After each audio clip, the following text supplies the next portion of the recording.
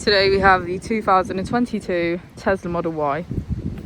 This vehicle has done just over 26,000 miles. It has an automatic transmission and a fully electric motor. On our user interface, we're met with an overview of the vehicle.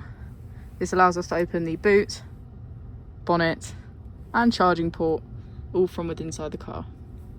If we click our Tesla icon at the bottom right, we can access our controls, dynamics, charging, autopilot, schedule, safety, service and software.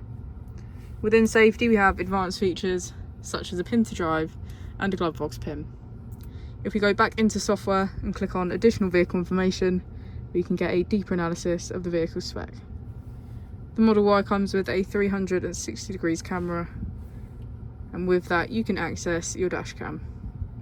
If we press here, we can access our climate control with heated seats on either side, our heated steering wheel and heated windscreen.